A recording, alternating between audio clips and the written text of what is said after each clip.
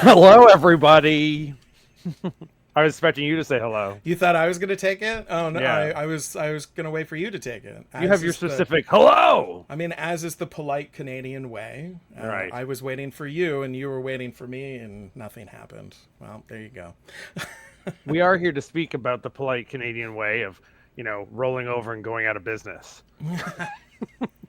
That is a very Canadian thing. I think that's an everywhere thing. But yes, of course, we are here to talk about one of the most important film related companies here in Canada. Nelvana has shut down, which is I have insane. name dropped forever. What I've found in my recent research is as a company not completely shut down, Oh, okay. there will be no new productions. They're canning the animators. Okay, of And course. and they're gonna stick as a licensing company because majority of their stuff was made for other companies, but a lot of the stuff that they made immediately, some of their biggest hits were stuff that they made solely for syndication. So Right, okay. they have their fingers in the pies to those things. Those things probably including Inspector Gadget, probably, and almost 100% including um, the Care Bears, because Right. I don't think. Correct me if I'm wrong, people. I don't think that Hallmark exists as that same company anymore. Hallmark does still exist, but I don't know if it's like making Because they're the creators cartoons. of not the cartoons, but they were the creators of the Care Bears. They own the copyright to Oh, it. I didn't know that. Nelvana made it for them, not Ah, for a okay. network or a television show. They or channel. They made it for Hallmark. And last year, they exploded again on the scene. There were so many different Care Bear things out last year. I don't remember that at And all. so the last post only yesterday on Nelvana's Instagram page said it's Happy Care Day. It's our 8th annual Care Day. When they just a funny uh, anniversary they made up, and people can give each other a hug. And the funniest thing was the first comment on this was, "Oh no, are you a zombie? I thought you died." Ah, okay. So yeah, I guess it makes sense that they would be more of a licensing company. To be fair, they probably have been that for a long time, anyways. Yeah, there definitely was new product, new shows coming out. Of course, being my age bracket, nothing that meant anything Yeah. to me. But there was new Care Bear stuff that they were making animated for television and for online. Wow. They were also contracted to do animated stuff for Sesame Street over the last little while, so they have Oh, marketing keys with them. Um, interesting. some of the things that are huge that they do not own outright because they did things for Nickelodeon, like Fairly Odd Parents.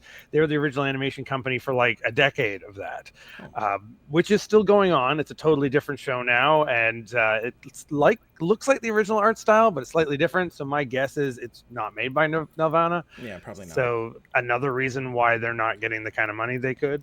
Well, I know Inspector Gadget is owned now by Wildbrain, which is the company that my wife used to work for years ago. Oh yeah, Yeah, so like they're the distributor of Inspector Gadget, and I feel like they're also making new content with because the they Inspector made Gadget name.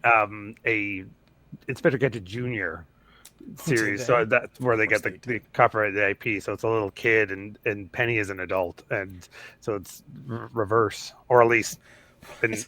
older teen. That's Um, very strange. yeah, you'll notice with the classic stuff that we grew up with, its copyright is very vague with that, especially here on YouTube, because if you see all the, I would say dozens, but no, hundreds of YouTube pages that make artificial Saturday morning cartoon blocks, like our buddy Moan Media, Rinse Hmm. Repeat, Nostalgia Boulevard. A big one of Orbital Bacon lately. That's the one I've been checking out. But you'll see What a a lot great of their name. stuff. Yeah, a lot of their stuff is the Canadian classic Nirvana stuff. Because somewhere about 10, 15 years ago, they sold they probably own the IP still, but they sold the distribution rights very cheaply to Mill Creek. So there's all those Uh, uh, box sets of all the shows, and they're like pennies yeah, to get right. them. They put them on those cookie cutter label, is what it's called, which is the children's label for Mill Creek, and they make those compilations of shows, and almost all of those shows are stuff made by Nelvana. Interesting. Yeah, I guess they made so much of that stuff back in the day that it just winds up on those cheap DVDs because that's the only place it can really go.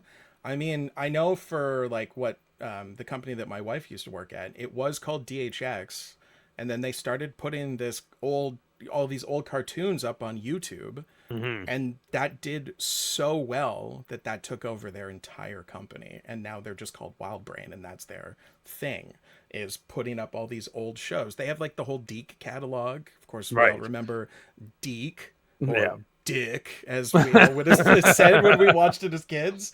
Like they Which, have the going back whole. as an animation fan, is like kind of a deadly poison to cartoons, because they also got some incredible licensing deals, but they were always the guy who got the licensing deal after a better company had had it for a couple of years. Right. Okay. So there's always these people who talk about Transformers, GI Joe, and they go, "Yeah, but you don't want to talk about the Dick years." I mean, how apropos. Yeah, exactly. But that's what I'm thinking. It is a licensing thing where they're getting a little bit out of that, Yeah. and they're not going to make anything anymore. You had just mentioned, and maybe this wasn't in your order of what you wanted to play, but now I'm very curious about it. I didn't realize that the YTV produced show, Sticking Around, Yeah. which you said you found a clip of it, but I did want to bring it up, even when not realizing it was Nelvana, because Canadian animation in general has had this sort of questionable stance with it. There is Nirvana, there is Deke, there is a couple. There is the whatever the computer graphic company originally out of Montreal that Oh, that started did things like reboot. Reboot and Yeah. Yeah. yeah, and Yeah. Beast Yeah. Wars and all that Well, I stuff. mean, like the NFB is like one of the biggest animation things ever. Like in Canada, in terms of like filmmaking, it's documentaries and animation. Yeah. That's like our thing. Both of those have always been our thing, and it's NFB, and like for animation, it's been NFB. It's Nelvana. It's all of these children or kids cartoon producers, of which there are a whole slew here in Toronto. I don't know how many of them exist anymore, because I think that that market has changed a lot, even in the Yeah. last few years. We're all going to want to say things like AI, but I mean, it's not necessarily that. It is It's that more, somewhat. it is somewhat, for sure, undeniable that it is, especially the fear of the future, where no one wants to invest in the future. Yeah. What is it? The father company of Chat GPT had announced a $30 million animation project that's going to be done by them, Oh called like God. Critters with a Z, that's going to be released in theaters next year. Oh God. I don't want it. Yeah, no. It's especially when it will, do its own thing. So what are they going to do? Just each time they don't like it, erase it and say try again? I don't Yeah. know. Yeah. Kind of. And how are they going to? Granted, $30 million budget is much cheaper a budget than most, but how are they going to justify that at all? It's a lot Where of generations. You got to regenerate and regenerate and regenerate to and get the celebrity shots you voices, I want. bet they'll just dub Yeah. over some Of celebrity course. voices afterwards. Yes, Oh, they they'll will. they'll render a celebrity. They have the rights to the voice and use that to do the That's voice also as well. possible. Yeah. Yeah, But yeah, you were talking crazy. about sticking around. Yeah, the So reason I wanted to say about it is, again, the same thing about the concept of animation in the future. That happened around what, 2000, like maybe 99, maybe like 2001. late '90s probably. Yeah, But yeah, I'm not 100% originally it sure. was a PSA for like kids' health, Yeah. Right. and it was just a commercial, and I then wish all I of a had sudden it that. got a full show. But it was part of a dawn of, we're just before Flash started doing all these, and then whatever animation companies took over when Flash died, Yeah. this sort of simple form of flip art that they did, which really shows post South Park and stuff like that. But there was a couple of Canadian shows that knew they were going to get cheap. They knew they were going to get simple for budget reasons. But the difference between a Canadian show doing it and an American show doing it is the Canadians almost seemed like they felt guilty. So they had to make that cheapness into an aesthetic. One Yeah. of Right. those sticking around being that it's supposed to be like child scribbles. And that's the point. And then there was a show that freaked the hell out of me, so I never watched it. That was Angela Anaconda. They used like Yeah. photos for faces. Yeah, yeah. My wife talks about that. Jess loves that show. Right. I never remembered watching it aside from it just existing, and again being abjectly horrifying to watch. Yeah. I mean, the Sons of Butchers, that band from like Hamilton or whatever, St. Catharines, they used to do their show like that as well. That was for Yes, Teletoon, it's and like it was gosh, totally independent done. totally Um, forgot about those guys. yeah, using their own photos. But one that stick with me, like, because again, Angela kind of creeped me out, but but there was the Jacob Tutu cartoon that came out also around that time, and it Oh had this yeah. weird Paper Mario type of effect to it, where like the characters were super two dimensional, so they'd be walking this way, but then they would just flip and be Yeah. facing that Right. way, and it was so jarring. But it's like they knew they were doing it, so they made it quirky and they used it as if they Yeah. meant to do it, not as if they were cheap and had no other choice. But Yeah. then we saw what I'm pretty sure is the same animators make the Bob and Doug McKenzie cartoon, and then you could tell it was because they had no other choice. I mean, like lack of money is the best way to be creative, or was like like that It does make should be, it should yeah. be, but I think that like now it's because of the way that they're doing it. There's less like artistic creativity in it, but I may be Yeah. wrong in a lot of that, but like I I still just feel think like that the Canadians feel the need to do it. If they're going to be cheap, they're going to be like, okay, I have to at least make it pretend like this was on purpose. yeah. I mean, and a company like Nelvana, of course, they're gonna go like that extra little mile. But here, let's watch this Place them little. there because I wanted to look Yeah. up something that is like one of their big shows right now, which is not coming to my mind. So let's play a clip, All right. and I'll look that up. Okay, here we go. From Cinepix Film Properties. What would happen if kids can draw their own cartoons? Sticking around. The crazy, unpredictable world of 8-year-old Stacy and her best friend Bradley comes alive in 6 loony I mean, I adventures love from the style award-winning of this. Nelvana Studios. Featuring Oh, over look, he went 70 right minutes to of his cutting-edge anus. animation, this video will take you on an out-of-this-world roller coaster ride of hilarious entertainment. Save $7 on Skippy and Squirrel Peanut Butter and selected Fairla products. Skippy Sticking and Squirrel around is Peanut available Butter. wherever videos are sold. Hey, your choices. So they mentioned their Cinepix, which I think, Cinepix. yeah, Yeah. which was an associated company that came up a lot and at that time period, anyway. Cinepix is. I want to say that it's tied somehow with famous players, but I'm not 100% sure on that. I think that that's who that is. I mean, that was just the distribution for those tapes and the. Right. But, the thing I looked up, and let's just flash a photo of this. What I'm going to be doing, by the way, people, if you're seeing this without an animation over our screen right now, it means that YouTube got annoyed by the amount of silent clips I was visually using on the editing. And so you'll see sticking around, but if you're not seeing that little blurb of animation right there, it means YouTube hated us, so we took those bits out. But we can show a photo if you Google this, and I just want your opinion of Pinata Smashlings. This is a show that is, I guess they're, what it sounds like is they're going to end season production. So anything that has a deal to be produced and finished is going to be finished. So people have work right now, but then that'll close down and it'll just be a licensing deal. But Ugh. yeah, if you can somehow flash Pinata Smashlings. Ugh, I hate this. Yeah. I mean, I can play some of it if you want. Just show a photo. They don't deserve that. All right. This is what might have put the nail. Yeah, right. I'll just flash a photo. There we go.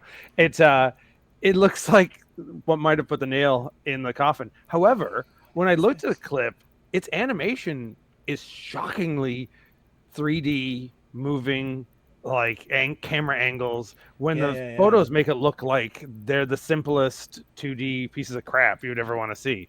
But that's, I guess, part of the gag, right? But again, being Canadian animators, they work with it, which as much as, again, I don't think I would have any clue what I was seeing on this. But again, I'm an adult who is now not just an adult but old, so it's not mine to judge. No, yeah, this is definitely that is not made for us. No, yeah, I don't know who. I mean, but toddlers, maybe, yeah. Well, it's just like really rude or something. They're all like, "Yeah, we're like a great." One of them is a like a rainbow pony. The other one's a cat. There's two cats, like a tiger, and then one's just a strawberry. And then all of a sudden they're like, "Shut your face, bitch!" And I'm like, "What?" I mean, I hope that that's what it is. That would be great. I mean, that's something for the parents who are forced to watch that shit with their kids, right? So, yeah. I mean, in general, for like especially the major Disney stuff, that's, you got your movie stuff, you got your Pixar movie stuff, but when those same companies make things for like Disney Kids and stuff like that, with, I don't know, there was a show called like Peanut and Pickle, and it's as simple as the name. Yeah. You take two things like gum and gum wrapper. I don't know. They're just like guy and Just guy. throw two things Do together things and you together, get the make show. them anamorphic, and there you go. Yeah, it doesn't really need to worry much more than that. I mean, to be fair, that is all kid shows, and that's what they always have been. Hmm. It's just There that, just seemed like a moment when you weren't trying anymore. yeah, I mean, that's true. I think the characterization is not nearly as good as it used to be, and I think that like they don't develop the characters the same way that they used to when we were kids. But again, I don't watch enough of this Yeah. new stuff to have any real concept of what it is anymore. Yeah, and it's surprising. Like some of the more recent stuff that's out there, I've given it a try, and some of them has been better than I thought it would be. Yeah. Was the crazy world of the mad adventures of Gumball? It's not Oh yeah, an yeah. Ivana thing, but it's one of those things that looks like this terrible 2D rendered, but like still on a computer, still doing 2D. Hmm. But it's not. There's so much going on in its animation, which is kind of the gag. And the name's so simple, but still, that's also the gag. And shockingly, for again I mean, that show's also probably 15 years old, if not Yeah, I 20. think it's been on for a while. Yeah, but it's still like, from a different generation for me. And my first look at that would be like, why would I ever watch this?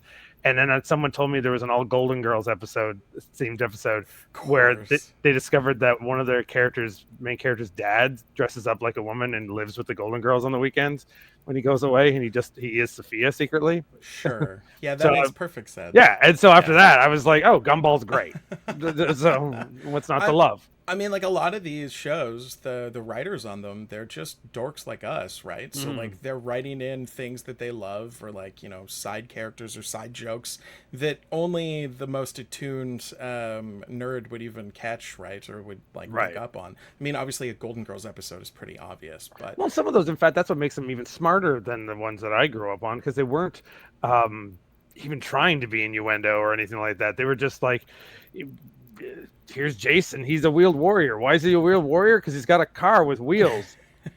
I mean, yeah, that's also true. I mean, so much of the Saturday stuff that we used to watch, like that they shit out, had no storylines, no nothing, no thought at all, and We just thought they did, and we looked back on it. yeah, very basic. I mean, janky looking animation in many cases too. Like or all that Hanna-Barbera stuff that we used to watch when we were kids. Oh yeah, I mean, like it's right. horrible. Some of it from like a animation or technical standpoint, it's like Yeah. really bad. But And with the writing, kids but it's don't just as a kid, you're like, just give it to me. I don't care. yeah, explosions. Including which I will play a little bit over right now. Of as a kid, I remembered loving Nelvana's produced My Pet Monster.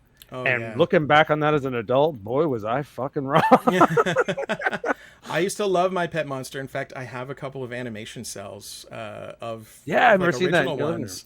Yeah, we bought a bunch of animation cells from I forget what the website was, but like most of the cells that we got were from Nelvana produced shows. So I would assume that whoever this company was that I bought this from, they made a deal with Nelvana. They got all of their original animation cells, and they were shipping them from the States. So like at some point, these animation cells existed here in Toronto originally, and Yeah. then they were shipped to the States, and then they came back to me again. here Unless in you've been Toronto. hosed on them all. No, they're real animation cells. Like they look legit, and they're like how many single cells would there be for any given episode? Yeah, So yeah. they can sell a 5-pack for $30 and make way more money off of it than I think it's even worth in the long run. Yeah, I mean, it's not that difficult. And of course, there would have been a time when it was a bigger collectors, and then there was a time period where they were selling them for hotcakes, because at the same time that the cookie cutter DVDs were coming out, they were putting everything online. Yeah. And that's a reason why you'll see on these web channels that collect them a lot of that stuff, because they're not busting anyone for the copyright on it, because it exists on YouTube, and then it just says you don't make any money on it, we Yeah, do. exactly. So they don't care. They're not there to bust them. They've learned to work with the internet, And which they just want to get it out there. yeah, which is great for us nostalgic people, but maybe not great for the next generation's jobs. True. I mean, I don't know what the animation world is like anymore. I've only had cursory, dealings with it working in the film or in post production, but it does not seem to be the same thing that it was back in the day. I know a I couple think that most of it's do. computer based, right? Yeah, absolutely. Even things that do look like 2D is Yeah, not. it's Like still all it's being done on yeah computers. Yeah, on like I said on whatever today's answer to in studio Flash is. yeah, right. Well, But go ahead. there's that one guy that comes into the shop, and I can't remember what the heck his name is, but him and his dad they work Yeah, for. Phil.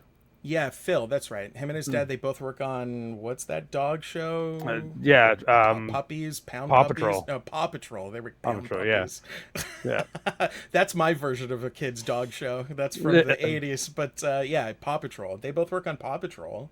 Um, and I mean, like, talking to him, it still sounds like it's a pretty fun gig to be a Yeah, part because I of. think that company probably doesn't make a lot other things other than that No, I because they think they release just made major that. movies in the theater. They've had like Hmm. 4 theater release movies, some in full CGI and some in, whatever answer Yeah. to quick 2D is. So it's such a still workable IP for little children that I bet you that studio's all hands on deck to Paw Patrol. Yeah, I think you're probably right. I'm trying to think of what they're called. It'll come to me. Rocket Yeah. something. They I know I've talked many times on previous videos about a guy called John Decline that I would always bump into at the film events, and his sadly has not been coming out since post COVID. So fingers crossed, John, you're still out there. But we've all kind of lost contact with him. But his stories of working at Nelvana because he was sort of art director and later Inspector Gadget. He directed the third Care Bears movie. Oh wow, okay. And I think he wrote that one too. He also wrote he's the gag writer for the 2 infamous never aired but only one tape released Madballs specials. Oh 2 yeah, different okay. pilots. You can find them both online, but the only one that ever had a real official release was the first one, and it's epically bad. I mean, it's Um, Mad Balls, of course it is. right, where were you going to go with that? Yeah. It had its own comic book at that time, and he chose to not make it about that. He didn't write that, but he's listed as like a gag writer on it to making like punching it up somehow. Gag Um, writer. well, the second one is just a spoof of Laugh-In with the Mad Balls. They're just doing Okay. skits, and they even say like Beautiful. they even come in and have running gags, like they're directly referencing Laugh-In, You, like you kids bet in your the sweet 80s, Bippy and stuff. that kind of stuff. Yeah, Yeah, right. and Okay. like where you get some of them get dumped with water if they say something wrong or whatever. Right, of course. Yes. But yeah, but the first one was a pilot to give them an idea. They were from a planet and they all had feet, and they came Yeah, from a that's right. planet They that was did. Yeah. was running away from like fascism or something, which is way over anybody's head when you're watching the Mad Balls. Yeah. But that means there were so many projects that were flying around that they could afford to make a pilot for something like that and never have it to the end of the day. Yeah. John told me a story when the BBC was hiring Nelvana to make a Doctor Who cartoon, and they took him and several other people to London to work with the studios that made the shows. This is before the comeback.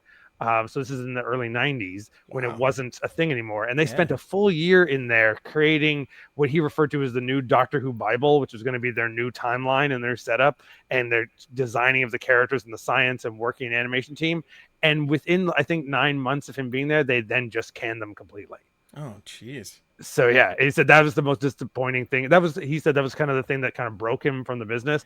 But then he still stuck around for odds and ends for years. But I was saying I did recently this week speak to 2 friends of mine who do music and voiceovers for a bunch of Canadian animation and have Okay. done stuff with Nelvana, which they first got into it back when. This is why I think the licensing thing is just so their lawyers just love it, because probably the last time they were really making money was they were just a dubbing company for anime. Yeah. There was all like those Pokemon ripped off ones like Beyblade and Beat 'em On or whatever it was. That was all the you collect.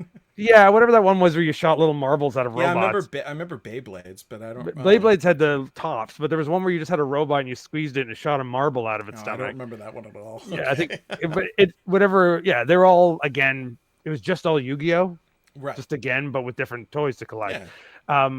And so they got those. Once those all had at least one full season in Japan, Nelvana got them to dub over them, and they were probably at that time that kind of stuff. No matter how crap it was hot, and so Yeah. YTV was playing it, and then American stations were playing it, so they were sending it out to everybody. They were the ones doing the dubbing, which that needed if you were to do that now, which they, that might be something in the future, because you can now get people like you and I to do it in our homes with our own microphones and that. It was a much bigger deal. Yeah, those two that I also have done a few, like they showed me big intros for upcoming cartoons, and then the cartoons went nowhere until you go on the Pluto network and find filler Canadian cartoons, because the show's probably made like 13, 14 episodes, but never aired on any of the real networks. They got dropped before it happened. So that also explains why there's some money loss going on. Yeah, that makes sense. I mean, the dubbing thing is huge. Like, that's a big part, especially of the animation world. Like, you dub a show and it can then play anywhere. Mm-hmm. That's what Jess did a lot of, working at this animation company back in the day. And one of my favorite stories that she told me was that they were trying to sell a specific episode of Inspector Gadget in Japan, Mm-hmm. and that series had been originally like dubbed in Japanese, but there was one part of the episode that had a problem, so they had to go and find the original dude who played Inspector Gadget in Japan, like the Japanese voice actor, and get him to come out of retirement to record just this little tiny piece to put it into the episode. To after make the like Japanese decades? Yeah, after literally decades, and he had to come back and fix that. I wonder if he also was the Japanese Get Smart. I mean, probably. I would assume that. Yeah, right. It'd be apropos if he was. I feel like a lot of those guys were like the same. There was like 3 or 4 guys, and they just, they did all the stuff. But I remember like they were trying to figure out alternate options, and everybody's realization was like, you need to get the actual guy that everybody remembers as being the Japanese voice of Inspector Gadget, or else it's just not going to work. Right. So they had to dig him out. Like literally, they bring him out of retirement, as far as I remember, just to do. And now it would just be AI. And now, yes, and now you could literally just feed all of that voice information into the AI, and then just type out what you needed to say. And that's how you get new Inspector Gadget with Don Adams' voice, being that he is dead. Yeah, exactly, and that's what's going to happen. Over time, they will be doing that kind of stuff for sure. They probably already are. Yeah, no, I know for a fact that like movies have filled in issues with that way, and then you just pay the estate of the family and stuff like that. Yeah. But if you don't, well, then there's even more immoral shenanigans going on. One of the biggest things for Nelvana, for me anyway, is rock and roll. John O'Toole worked on that too, but so he had a few stories about that. But what a I don't know. I think anyone can be impressed by that. That's a great movie. I actually have a behind the scenes of rock and roll that we could watch a little bit of if you're interested in. I mean, if you got access to it, let's give it a shot. I don't think they'll bust us for that. Just give me. I was hoping that there were a lot Reed, of my things other I friend. put in the song that you could work with. Yeah, you and Lou were tight, right? And right. They get tight, picked up yeah. on, and they were. I mean, in spades. he was definitely tight a lot. That was just his leather pants. Speaking of hot pants. I mean, what a soundtrack too! Other than Lou Reed, Iggy Rock Pop. and roll influenced not only the Animation character is animation, amazing. but the use of special effects as well. Director of Special Animated Effects, Keith Ingham, comments on the relationship of the music to his work. My Name is Mock, the song by Lou Reed. When I first heard the song, I realized there were some powerful underlying themes of a Powerful underwear. decadent rock Did star. he say who underloin, not reached great underline? levels of I think he power said and underlined, but who again, sounded it's like the tight underlined pants attitude made you towards think his underlined. audience. And also, the most predominant theme was that of magic, which again was emphasized by the power aspect. So what we tried to do with the song was to show a lot of Mock in dark spaces surrounded by blackness. doesn't sound was very in Canadian, a eh? death mask kind of I guess He might maybe not does be. a little. gladiator Yeah, he might not be. You're right. costume, and he was constantly I'm just assuming that producing every single lots of person that worked special there was effects by Canadian. the sweep of Right, his but arm, especially at very that point, it was the casually place to throwing go, out right? waves So of light and it was actually constantly showing a competitive. sense of power. I was really thrilled to see that the animation was as good as my song. Thanks, Lou. What a thing to say. I'm totally okay with his ego on that. That's fine. I mean, look at this animation. It's tremendous. Yeah. good. I know you love the thing of God. You've never seen the likes of me. So Why I'm good. the biggest thing since World War III, girls. And yeah, like the fact It that was this is decided in the also how planning they were stage doing that it the special was effects all in like Rock and Roll would have to be as analog exciting, and powerful, and original as the hand-drawn music. and, like, it's really impressive work. This meant And a updating lot of existing it camera is technology, rotoscope too, because that was developing innovative that was cool techniques, for a moment. and a That lot of Fire trial and and error. Ice, the Yeah. Frank Frazetta based one. I mean, that was like a big Lenora batchy thing, Hume, right? That a director lot of of photography, animation and Dennis studios Brown, took on. technical director, talk about their camera system. Dennis What Brown. we're Look at trying Dennis to do Brown here back in there. the camera This department fucking is to I mean, incorporate classical animation. It's looks like yeah, Willie Nelson. Willie Nelson. Yeah, if State-of-the-art technology in special effects. you were either a One of young the woman who was techniques a which really we have angry used at all quite these old men, extensively in this or you were film is just a the guy who multiplane smoked system. so much The pot. You're system like, was originally used back in the dude, we do 1980s by the Disney animation. Studios. And 80s what animators in we Canada have look done like the is Horsemen from to X-Files. incorporate an older type system Yeah, right. 100%. into today's technology. The system that we are using was developed by Dennis Brown. In order to use a labor-intensive device such as a Oh, yeah, this multiplane in guy's this day and blitzed. age, we've linked it to a computer control system so that each movement is precisely directed. What? We've also put a video I think that might be viewfinder on the Daniel. system so that one It operator Daniel definitely can worked look- use it definitely looks like preview Daniel. a Yeah. move or any set of moves until That's the crazy. So they desired were effect using is motion achieved. control on all of Then this. the That's final fascinating. film is rolled and we have a take. Okay, program's loaded in. I mean, like, a lot of this seems very much like the multiplane thing that Disney invented, which allowed for like Looks depth, safe. I think right? the planes Whereas are this far is enough using that apart. principle, but it's like motion control, so it can repeat it over and over again. That's really cool. Well, I mean, you know, Watch out, as everything's much as we moving. fear the AI thing, we're bashing technology. They're all just one step on the level. AI, when it's stealing and shit, and needing is ahead. It's not ready yet because the fact that it needs to like use so much power and energy to do it. The multiplane Those are the camera arguments. system was used But to create the some concept of, of like filling in the blanks digitally, and getting more Yeah. frames together and getting more stuff done together, we've always been attempting to do that in some shape or form. 100%. Look at this. This is insane. I just saw name Cummings. He was Nightcrawler in the in X-Men 2. Alan Cummings, yeah. He's back in the new Avengers movie, and he was showing a clip of him going into the capture booth, Right. where it's just millions of cameras that go all over your body as he stands there, and then it just animates you after that. Yeah, that's how they're doing it. Well, he also talked about how he didn't know who he was acting with, like at all. Yeah. So he had no idea what character he was talking to because they're that secretive about it. Like, that's wild that we're at a point in filmmaking where you can do that. And what a shit thing for acting too. Well, yeah, that's the thing. Like, you can't because it never works. Like, it doesn't turn out right. I mean, like, that's how you get things like the prequels. Because George Lucas did a ton of that stuff in the original prequels, and it's never gotten better since then because you can't act to nothing. You need something there. And like, it amazes me that they can pull off any of these Marvel movies with any ounce of like emotion to them whatsoever. I think the reason that like James Gunn stood out for that because he famously just ran around them pretending he was the things. Like there's all these behind footage of him, and I bet a lot of the other directors don't. They're just like, you could do this, right? Especially saying it to a guy like Alan Cummings, who famously X-Men was his shit project. Like he's an actor, he's a stage actor. Yeah, so he's like, well, I could do this then. Then don't worry about it. You don't need to be silly with me. Just let me act.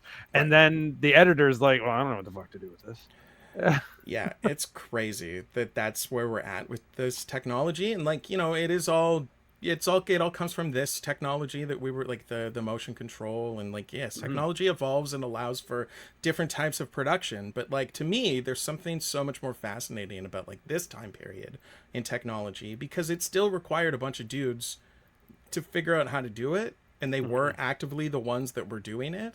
Whereas with the AI, a lot of it is just prompting and hoping for the best. And that's not nearly as impressive to me whatsoever. But, going on topic and off topic out of things that Right at the Movies would talk about to kind of link us to things we've talked about in the past. Those who watch my videos know when I've talked about Canadian underground weirdo. He's fine with me saying that, I'm sure, because he gets it. Maybe not. Brett Kelly, an Ottawa filmmaker who's made a bazillion no budget, made in 3 days films just to get him out there, and then he constantly say, I'm quitting. The project he's working on now, again, and this is where I have hope when he starts doing something, because he's like, I need to do this as a job, so I got to make 5 of these in a year. Right. That, and therefore, not only are they cheap, they're cheap and soulless. But he's been doing a thing over the last year, and I've seen a couple of shots for it where he's just getting people to film whatever anywhere, and then he's rotoscoping and like motion capturing it, things like that. So he's just drawing over frame by frame by frame, so he can make the backgrounds match, and he can put the people in costumes and make them into cartoons. But it all looks like bad MS Paint, but that's accepted as part of the style he's doing. So who knows? It could be the worst thing you've ever seen, but he's doing this now for himself, and so when that comes out, that makes me care a little bit more. If he's hand doing it, or if it's him that's doing it, then yes, that's more impressive. It is it just is. Yeah, I believe it's just him doing. Some people are filming it on their own, and some with him, and then he's just your light pen and your thing on the screen going, okay, how do I do that? That's a lot of work. Yeah, that's why it's like he's like, well, who knows if this will ever come out? Whatever, this is for me, which is awesome. But I was just looking up and I was trying to find out what studio did it, because Rock and Rule reminded me of a thing I discovered for the first time this year called The Body Electric, and we talked about it when Caitlin McGurk was on. It was what I believe was supposed to be a feature, but got broke down to just a television special, so like a 39-minute thing, based on a Rush EP. And it was post-apocalyptic sci-fi, looking like it was really trying to go for Dragon's Lair style. And I feel like it's somebody. I feel like it's the guys who worked on the Space Captain skit, Captain Stern, on the Heavy Metal movie. It really looks like their face shapes. Everyone's got those big superhero jaws and stuff like that. But it's called The Body Electric. I think it was made. What's the year on this, guy? It says it's 85. Yeah. And I don't think I've ever actually seen this. No, it is on YouTube. You can find it, but I had never heard anyone talk about it, especially because I think it's probably was a project that was supposed to be something much more than it was, and then was just sort of dropped. It definitely feels like a big chunk's missing near the end. But as a style, especially that Canadian sci-fi style, if you did like Rock and Roll, check it out. Especially because it's got some Rush songs that are not like known Rush songs, like not their hits, which really works. Yeah, this looks exactly like Rock and Roll, or this is so Nelvana. Yeah, so if not, again, it's one of this company, but somebody who was connected. There's because again, it's Canada. You got to work on several different projects at once to get paid, right? But I would also assume that like some of that aesthetic is like a singular person's vision, and then they went around and did it in different places. Right. Actually, this leads well into the other clip that I brought. So I found a clip from Prisoners of Gravity.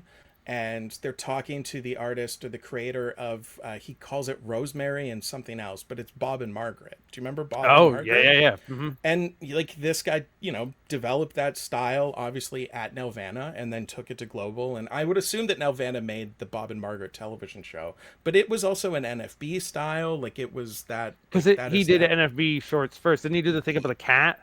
I think that's the same guy. That very much similar style. It's very much similar. About that on one before. I'm not 100% sure that is the same guy, but this is definitely that guy. So we can watch a little bit of this, and plus we get Commander Rick, which is always always fun. You don't have to go to Japan to get great animation. Canada is renowned for our National Film Board animation, for our animation courses at Sheridan College, and for our commercial studios like Nelvana. Nancy, what cartoons does Nelvana do? And don't forget the Care Bears and the Ewoks and Little Rosie. They did the Tintin show, and that for this time is beautiful. My favorite kind of Canadian animation is technically very simple, or at least deceptively simple looking, but with a wonderful story to tell. A perfect example is the husband and wife team David Fine and Allison Snowden, who use simple cartoon characters, intimate little settings, placid colors, and a very quiet soundtrack to create the perfect mood for their film, George and Rosemary. George and Rosemary. Okay. I wonder why it was. I guess that's what it was. Working Yeah, title. I don't know why he changed it to Bob and Margaret, but George and Rosemary is just as good as Bob and Margaret. It always feels very English to me. So to call it Bob and Margaret also important fit. reason for his outdoor activities. I mean, only English people would be called Rosemary too. I'm sure. He had a passion for the lady across the street. Also, the narration factor feels like English cartoons. Yeah, definitely. Yes, yeah, like Postman Pat has got the all that the stuff. voiceover. And, Let's just Thomas Tank bring Engine. David up. I think I can tap into a line. What number was it? I love it. David, Improving. it's Commander Rick. Can you hear me? Yeah. Hi, Rick. How you doing? I'm just fine. How did When you and you Allison ever come like up call with the someone they're on the story for toilet George and and like, Rosemary? "What the Yeah, fuck right. off, Rick, go away." We were asked to make a film that No, would he always entertain calls them when they're in a elderly perfect black people. space. That was the extent Yeah, of the right, direction yeah. you were Well given. lit. That's all we were asked to mic'd do. And properly. so Oh, we that's went- great. Yeah, They so all there knew was a who lot he of was, too. flexibility there. So we Yeah. did some research, went to some old folks home, Oh, talked to goddamn, some Rick! I hate the frantics. old Get out of people, here. got some ideas of what they liked and didn't like, showed them animated films that we thought were good and interesting, and I wonder if there's like a they pilot or didn't like a like special certain that's things called that. Such as? Yeah, maybe. Well, we showed them a film that won an Oscar. It was very successful, and they So suck it, was, Rick. It had a lot of Yeah. sound effects, people There's making our kind Oscar. of What's baby your noises problem? and like that, and then sound effects with human voices, and it's a great film. But most of the elderly people thought it was childish and thought they were being patronized by this childish cartoon, and it was stupid. I mean, it's a And cartoon. they were angry at therefore it's it. And what did you patronizing, find that they That's did how like? That works. They like a good, clear story and color, images they can see easily. So we use bright colors and narration Just is thought of a nice. And, title- and wait till they this is over, like a title Owen. that And the you big thing we love. found out was that how live romance and things Live romance of relating to romance chubby, seem to be nerdy in the old people. folks' home. So Yes, the With that. wisdom of ages. They know Well, what's indeed. important. Yes. Indeed. Romance. That was so wonderfully awkward. Like, that was real. That was real. Like, but it doesn't seem like he was talking to him yeah. directly. But I guess they were. A cartoon about stalking a woman. It is a cartoon about stalking. You're staring at a window and imagining you're gonna say things to her. I mean, how many like stories are that set up, anyways? That's so many '80s movies. Music plays an important part in your animations. Why did you choose Yellow Bird for George and Rosemary? Because I wanted to. What's we your didn't problem? have Yellow Rick? Bird or that idea of playing with the music No, I when we didn't wrote choose the it. script Just kinda originally, but happened. we were listening to the radio one afternoon and heard an Earl Grant. This sounds like all the version music that of Yellow plays Bird. I don't know when if they you're read familiar comic with books Earl in Grant. Comic Book Confidential, No. the documentary. Yeah, right. It Two, does. does that count? Same I like kind of how thing. Yeah, like right. this is Yeah, he's, clearly Bob and he plays Margaret, a but big not Hammond quite there organ. He yet. does all kinds of Yeah. songs Like on it's Hammond really organ. close. Okay.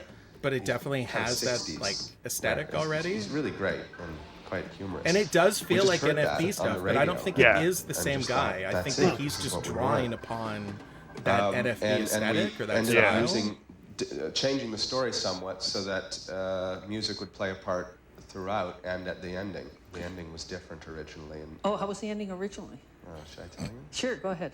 I don't like the ending that it was. They all originally. It's die. better, so I feel embarrassed. to Well, tell that's you. okay. Then we'll I all feel say, bad. wow, you He were really smart to is think of that talking new directly ending. to him. Do you How think are they that's doing people this? perceive it, or do you think they'll think, God, they were dumb to think of that original ending? Yeah, you're right. You better not risk it. Don't. Or tell- he's Like, is just he very off good camera? at I acting. guess it was just Is he off everything camera? except it didn't involve the music. They didn't dance. They just didn't sort do of that. hugged He's and behind went him in the to other side. dark abyss behind it. Yeah, happened maybe, ever or after. like, So is with he the just music, he we might had be them- just it related reacting to the like the way that he fantasies did earlier, where they were originally when they dancing, did this interview. in Yeah, I the think so. stream Because on the boat and stuff. the That guy was went into dancing radio. They taught you how to do houses, that. So it gave it Yeah. a whole unity. Because like no with the radio music. interview ever used you being mic'd. You just Of mic'd your course. Yeah, person. yeah. So That makes sense. and now they fuck. Oh, apparently she's been watching him too.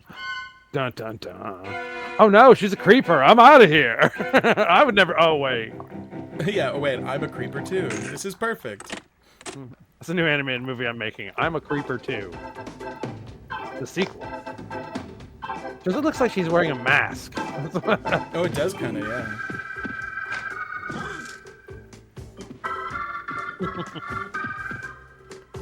Aww. True love found through And stalking. so George sold his house, and he and the cat moved across the road to Rosemary's, where they all lived together in relative happiness for the rest of their lives. Yeah, relative happiness. Amazing. They changed their names to protect the innocent. But, yeah, you know, to Bob and Margaret, so no one right, knew. Yeah. You were gonna So, say a show? Well, one of the things I realized that they made that you have played at ISOR more than once is the Cosmic Christmas.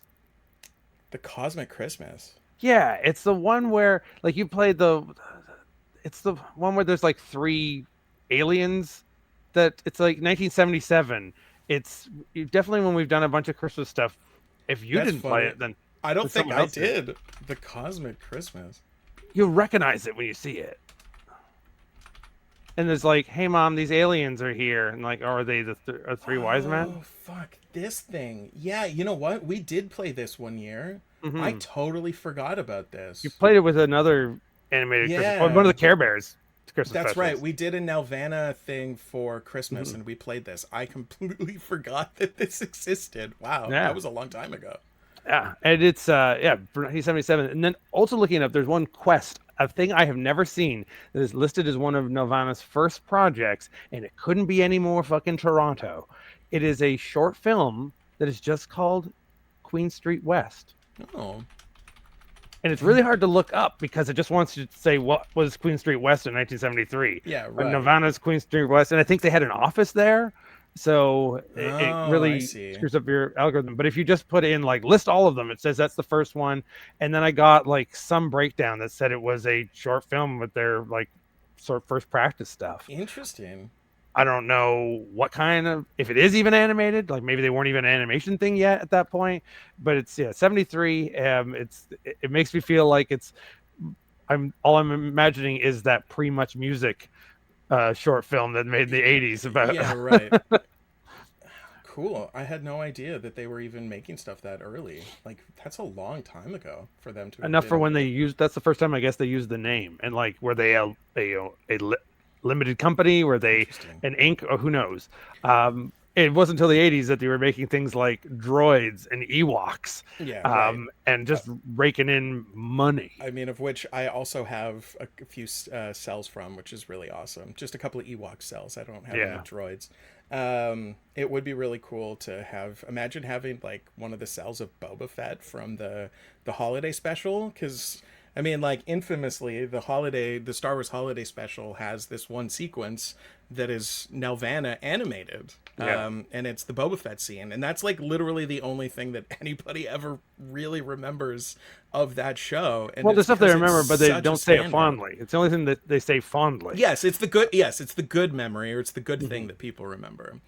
For me, like Nelvana, they like Commander Rick listed it there in the thing, but for me, the best one, or the one that I loved the most, was the raccoons. I loved the raccoons when I was a kid.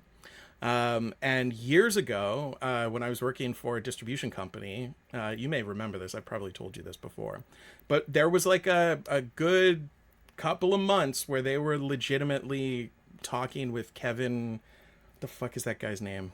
Kevin something, the guy that created the raccoons, Kevin something. Anyway, they were talking with him to get the show, and we were going to be the distributor of the raccoons, and I was like over the moon that this was going to happen, because we were going to get Gillis, access. by the way. Kevin Gillis, that's right. And I remember meeting Kevin Gillis. He was a very nice old man. But yeah, we were like, we were going to get the show, and with that came 35 millimeter prints of every single episode. Whoa. Yes. And when I heard that, I was like, because this was also at the time where the underground still existed, and I still had access to 35 millimeter projectors, and I was like, that's the greatest fucking thing ever. Like, we could do a whole night of just raccoon episodes on 35 millimeter, which nobody would have ever seen ever. Which, especially back then, when you were associated with Fan Expo, and how ironically Fan Expo does all that things with Retro Kid now, which makes all the raccoon clothing and all that stuff, because it's still relevant to not just an old generation. It is weird though when people think, when they go, Canadian animation must be the raccoons. Just because he wore a Habs jersey, it's the one they know for sure is Canadian. I think it's one of the ones that like really went out there. I mean, It's 'cause like it Inspector says it's Gadget did Canadian. too. Yeah, I guess that's true. I mean, Inspector Gadget obviously was a Canadian show, but was not Canadian. And again, whereas, Care Bears is a phenomenon worldwide, everywhere. But not Canadian or not associated Canadian. Not associated with Canadian Yeah, because, yeah, again, yeah. it was made for Hallmark and it was made to be sent everywhere. But all the people on their animation crew were like OGs of Nelvana, and almost all local guys who stuck around. Amazing. Which again continued on to the CGI world, continued on to the simple 2D Flash type animation to this day. Because when you got gold, you're going to use it forever. Of course. Why the licensing deal is this way. Because outside of guys like Deke and Nelvana, and again the big CGI company up in Montreal that started around the time the King Kong, they did a lot of the King Kong movie, and that led their students into becoming all sorts of TV show stuff. But the historically people associate Canadian animation with being some sort of weird foreign partnership. The amount of other stuff that's not under those companies' names, Ovid Video, which was a cartoon about a platypus that was New Zealand, Canadian, and African, Sure.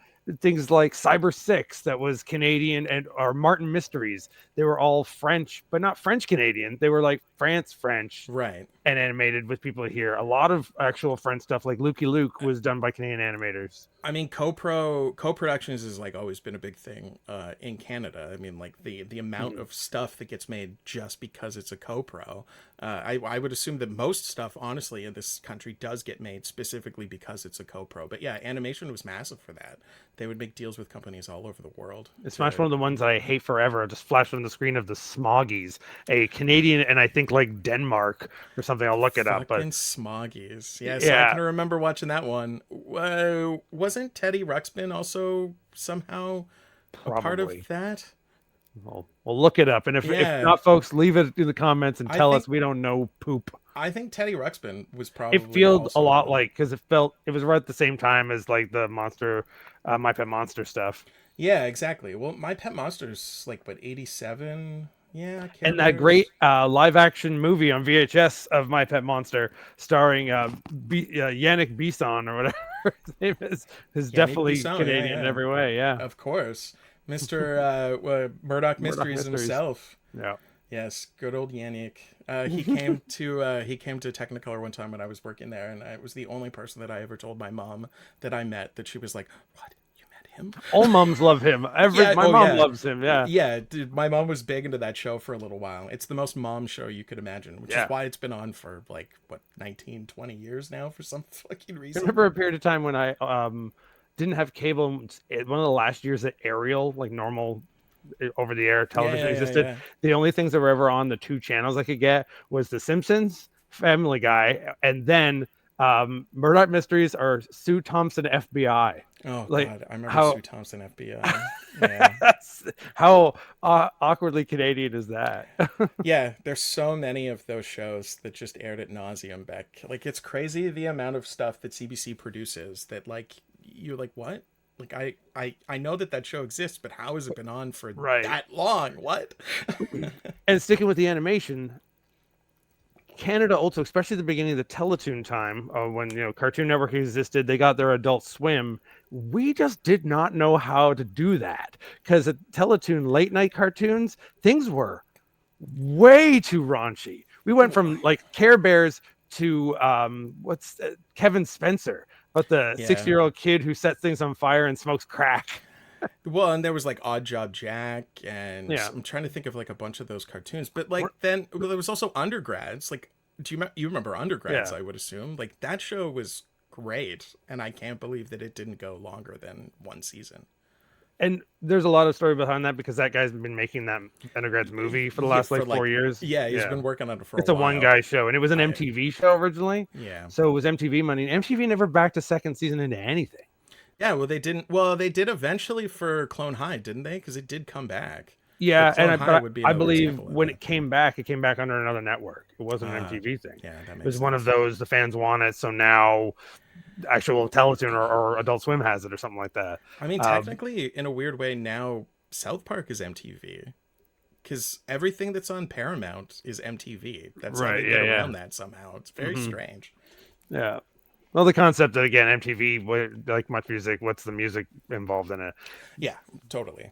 MTV just did a day that was all music videos, so to lead up to the Video Music Awards, because they were like, we can't do music video awards if it's not relevant. Yeah, so you got right. 24 hours yeah. of all these videos so we can talk about them on the show. Here's all the ones that are nominated. You'll actually get to watch them for the first time. Ever. Yeah, right. Yeah, it's wild. Yeah. That market has changed drastically. And like again, why animation is, and why Nelvana's changing its game. It's just, there will always be some room for it because people are going to love it. It's always going to be, if not just for being special, as being different. So the kids today will see the same reason why when I meet 20-year-olds and they say, oh, hey, I listen to the music that you listen to, or hey, I want to get a VHS tapes, because they didn't know it. They don't have the same. Yeah, they just want to be a part of it. Look back, they're curious of it, and it does fascinate them for that. It's not just some childhood memory romance, but it means it's always going to have some room. I mean, Nelvana, because of the content that it produced and the level of content that it produced, some of it will always stand the test of time. Care Bears will always be important, regardless of what you or I may think about them. Inspector Gadget will always be relevant. Like, there's certain IPs that they created that will always be relevant. And somehow, like, the raccoons probably will never die either. It still airs, which is crazy to think that after all these years, that cartoon still there'll airs. be some sort of resurgence for that. It has this weird, even like, it's one of those, I kind of call it like a Kevin Smith show. It's one of those weird Canadian things that Kevin Smith thinks he's the only one who knows about it. It'll come back. And he references it, like it's that kind of a show. Like there's certain American comedians who are like, so I saw this thing one day drunk on a local channel that was coming over the border, and like, it has that mystery to it. It'll come back. I hope it does, but I don't like. I mean, obviously, it's sad that they're gone and they're not going to be producing any more content. But I mean, what they produced will stand the test of time.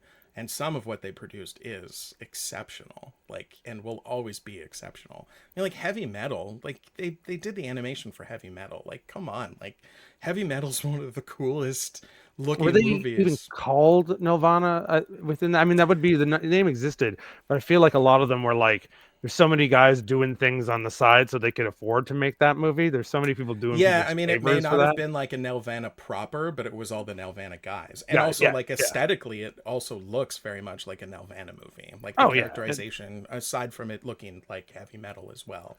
Even like the very first one, the Space Cab, that's what connects you back to Rock and Roll and Fire and Ice, all that stuff. It's And Droids looks a lot like the first Heavy Metal one that's supposed to look more realistic and more like a Mobius comic. There's a bunch of animators who would do that, but again, then things need to be cutey and fluffy because that's the stuff that sold. That's why Droids didn't have more than one season. And then it became more Ewoks because it was like the droid. Ewoks got multiple seasons. It was the droid and Ewoks hour, and then it was just the Ewoks after that. I think Ewoks got 3 seasons, whereas droids just got the 1. And I think they got more softer around it even by the end of that show itself. Almost all cartoons do, but 1, because it's easier to animate, and 2, it's bloody made for kids, so kids should be able to enjoy it. And if kids don't, then what are you doing? Because I remember as a kid not liking droids. It wasn't until an adult that I could look back on it loving that kind of like pulp and magazine stuff. But it seemed too dry and way over my head. It was character driven, which 6-year-old me was not ready for that. No, that's fair. I mean, like that was definitely a different show. I don't know, man. There's just something about that time period that we grew up in where we got such quality given to us without even always realizing how good it was. Like, I don't really think back on, like, Inspector Gadget as being this masterpiece, but it's an exceptional piece of animation. Like, it really is. And it did, even as a kid, frustrate me though every episode when you're like, goddamn Gadget, Brain is not one of the mad agents. Come on, stop falling for that. Well, yeah. I mean, you can't stop the inspector from being an idiot, but yeah. Let's not be sad and griping for it. Let's see what the future brings to us. But one of the things about them needing money and leaving things into not the public domain, but leaving things into new technology by putting it on YouTube, there is a show that Nelvana made, which I think must have been made for either ABC or made for the USA Network. I'm pretty sure it was made for the USA Network. It was that kind of like cheap crap animation that was for boys that they were knocking out in the early 90s. Yeah, okay. And because of that, I don't think it was really airing on Canadian television because I never saw it, never knew anything about it until the internet now pops down every episode of the show Cadillacs and Dinosaurs. Oh yeah, Cadillacs and Dinosaurs. You couldn't get more weirder, but it's also, and it is plot driven, but it's still this slightly dumbed down for kids to watch. And I think we're going to end with me just putting over our faces a bunch of clips of that and see if YouTube hates us for it, because if that show could make what I think I looked, even for only one season, they still knocked out like 30 odd episodes. Yeah. I mean, they also, big season orders back in the day too, which is pretty crazy to think of. Yeah, that show was great. Another one that was available to buy cells for, but I didn't for some reason, even though now I think it would be really cool to have some dinosaur The design was great, like the car and the shots of that. Other than knowing there was a video game and like a short run comic book, which I never played and never had. So it meant nothing to me until finally seeing online. There was, but like, again, not many. And they were very short run, because I think it's one of those, again, when you get long runs for that back in those days, we've all had problem with the long runs, I tell you.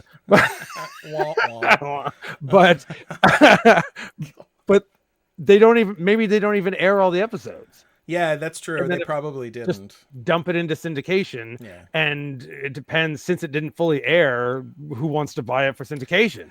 I mean, this is the jaded Canadian film person in me, but I bet you some of it was also just made for tax credit purposes. I mean, possibly, and some of it was probably dumped because of that.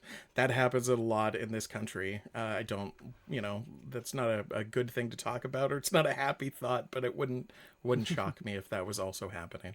Well, after flashing that in front of everybody on the screen to tempt you, or not if YouTube hated it, but I don't think they will, because you can just search Cadillacs and Dinosaurs right now, and you can find all the episodes online. You're here on YouTube right now watching this.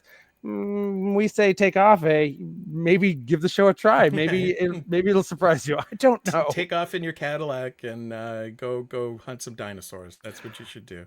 Dinosaurs, big cars, post-apocalyptic things never gets old until a couple of years from now when it actually happens. I mean, there's nothing more Canadian, right? Right. Than being a bummer about the future. Wah, wah. Well, let's say those famous words. Find some great cartoons out there, and let us know what your favorite ones were in the comments, because I got to give some reason for you guys to write something in here. It's true. All right. Thanks for watching, everyone. Take off, Take off.